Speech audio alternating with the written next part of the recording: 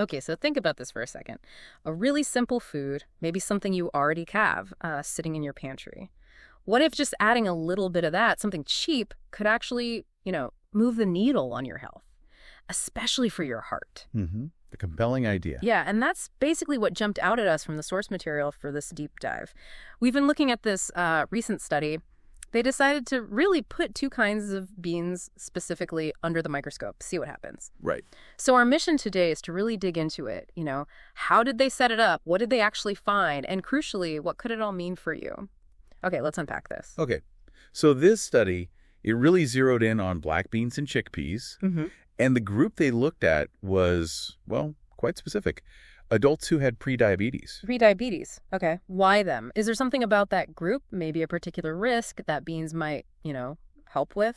Well, yeah, exactly. One of the researchers, Morgan Smith, she pointed out that people with prediabetes, it's not just about slightly high blood sugar. Mm-hmm. Very often, they already have issues with lipid metabolism, like how their body handles fats, Okay. and also chronic low-grade inflammation, just sort of simmering away. Ah, right. And both of those things, they're big risk factors. They contribute kind of silently to developing type 2 diabetes later and also heart disease.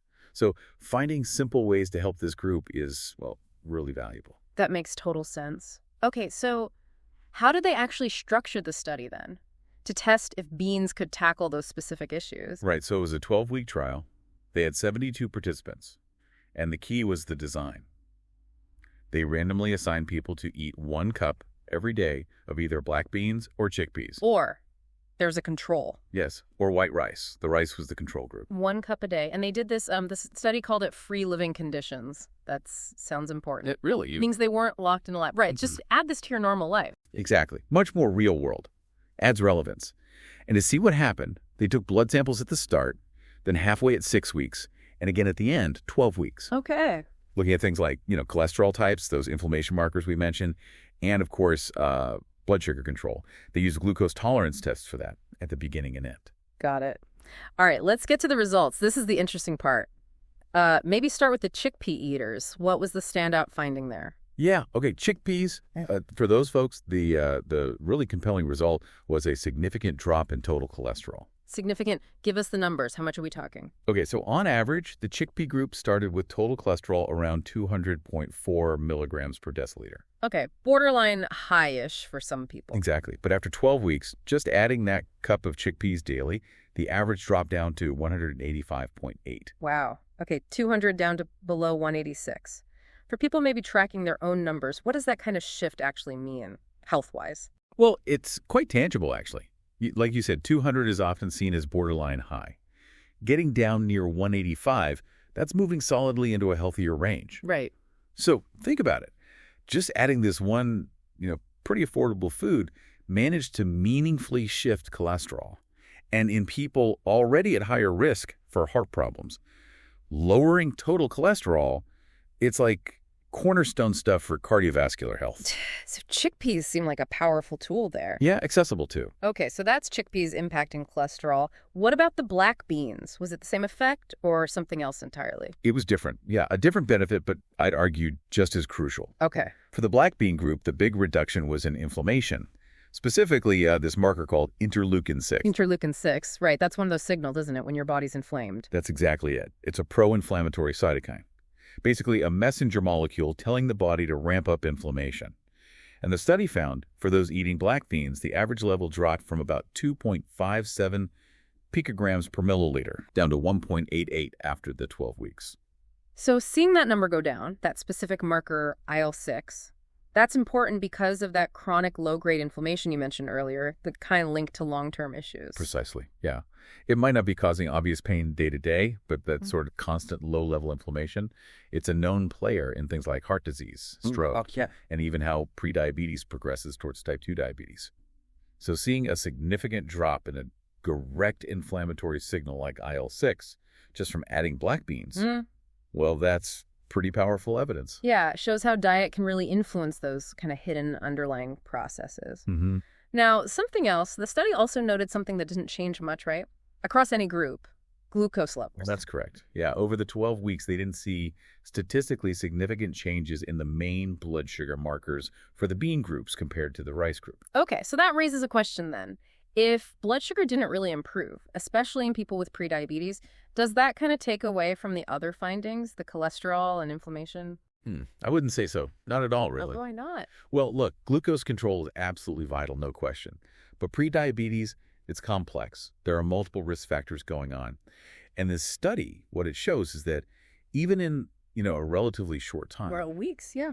and even if you don't see a big shift in glucose yet, making simple dietary changes can still have a profound effect on those other critical risk factors, like the cholesterol, like the inflammation. Ah, okay. So improving those is still a win. It's a huge win for reducing their overall risk down the line, definitely. And, it also ties into a bigger picture. How so? The paper mentions this is actually part of a larger project. They're looking at how beans affect the gut microbiome. Ah, the gut bacteria. Interesting. Yeah, trillions of them in there. And it kind of hints that maybe these benefits, the cholesterol, the inflammation reduction, maybe they're linked to how beans interact with those gut bugs.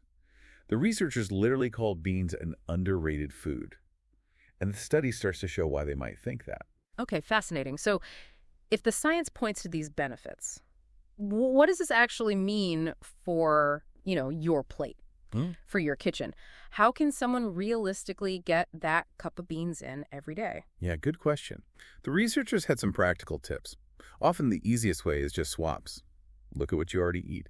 Can beans replace something less nutrient-packed? Like swapping out some meat or maybe some refined grains. Exactly. And don't make it complicated. Canned beans are fine. Dried are great. Frozen too.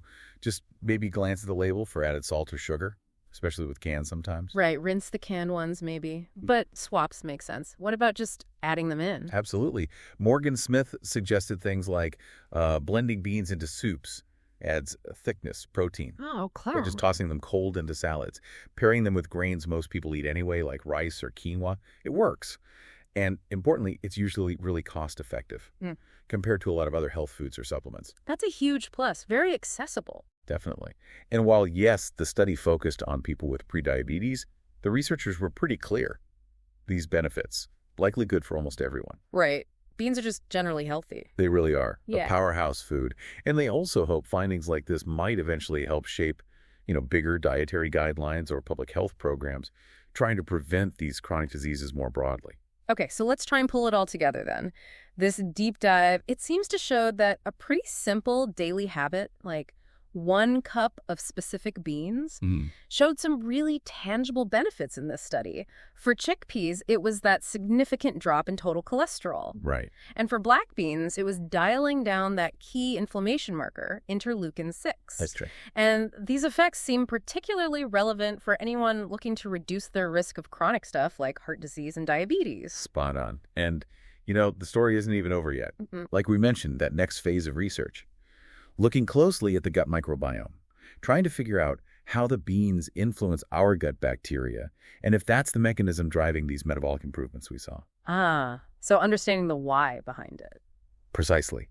And that, I think, raises a really important question for all of us as we learn more about this whole gut health connection.